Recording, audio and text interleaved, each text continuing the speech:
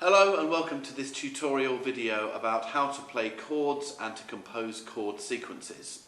Before we begin, here's a question for you. What do the following songs have in common?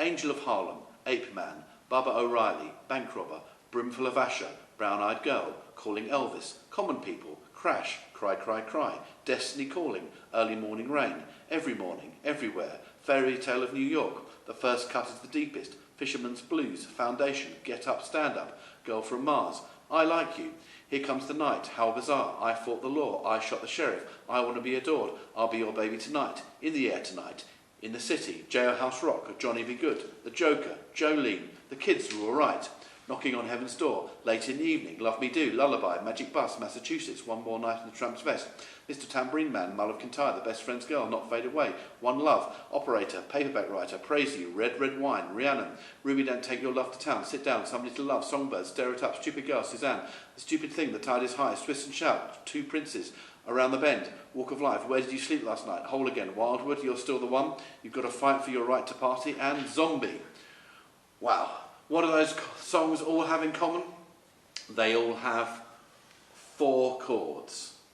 So this tutorial video will also show you how to play chords and construct chords, and also acknowledge that every song from the beginning of pop music to now will have some kind of chords, some kind of harmony there. Whether it's 4, 5, even 1 or 2. Those chords, that harmony, will always be part of the ingredients of a successful song.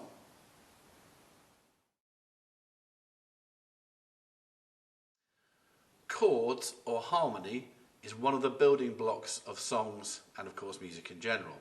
Here are some chords.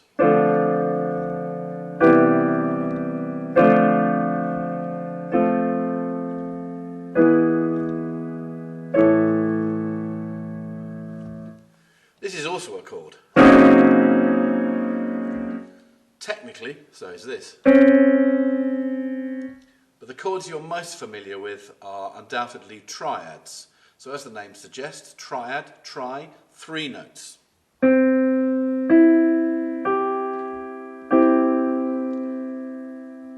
That's the chord of C major. I've started on a C, I've missed a note out, I've played a note, I've missed a note out, I've played a note. If I keep that shape, I can play triads very easily on pretty much all the right notes.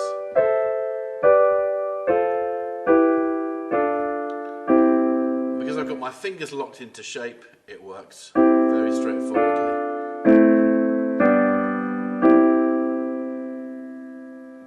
Some people I've noticed over the years like to do this. You can clearly see the miss one, play one, miss one. That's actually very uncomfortable, and it's much harder to move around to find the right notes quickly. So much better technique: thumb, miss out second finger, play third finger, miss out fourth finger, play fifth finger. And then I've got the chord of C, D minor, E minor, F major, G, I'll stop at A minor and then come back down.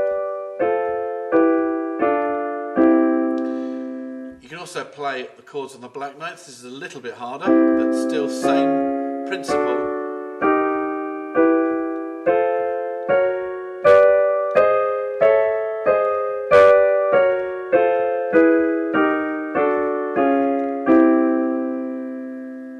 How you identify the chords is by looking at the root note or the bottom note or the notes that your thumb is on. So C, chord of C major, D, thumb's on a D, chord of D minor, E minor, and so on. My thumb's on an E, F major. All songs, even now, have chords. They may only have 2 or 3 chords, or as in my earlier example, maybe 4 chords, but they will have some kind of chords. When you put chords together, you make a chord sequence, or sometimes a chord progression. One of the most popular ones, it's one that you would have studied in Year 8, is this one. Stand By Me uses this.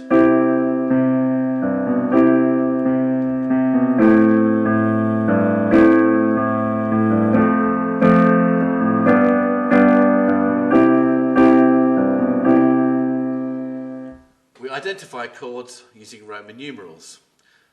and from the root notes. So we're in the root of C, is the key of C. Here's chord 1. Now we go 6. A is 6 notes away from C, if we count up. F is 4, G is 5. If we do it this way, it doesn't sound quite so good, but you can clearly see why A is chord 6. So here's C major, here is A minor, and C and A are 6 notes away. 1, 2, 3, 4, 5, 6. So that's how we get to A minor being chord 6. Then the next one is F, that's chord 4 because F is 4 notes away from C. 1, 2, 3, 4. Then chord 5 is the chord of G major, and again here's C. 1, 2, 3, 4, 5. So we're 5 notes away and then back to C. Often if you use a chord sequence, it's quite nice to finish with 5 to 1, or in this case G major to C major, because it sounds complete. Any theory experts may recognise that as a perfect cadence.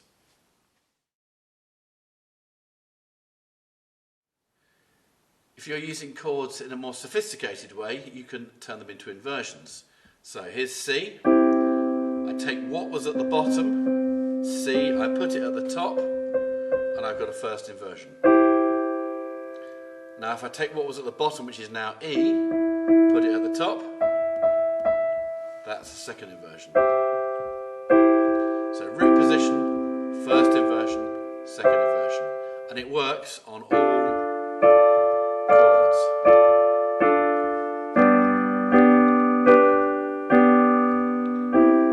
So you can combine them to make a more fluent, nicer sounding progression.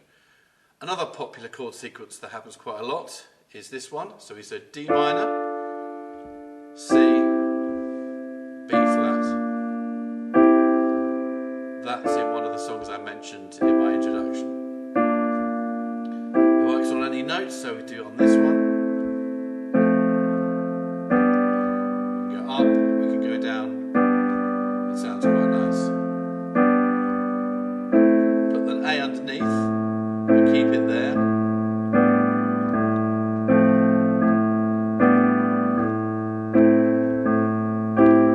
So all of these are very simple chords, very simple triads that you can make a song out of.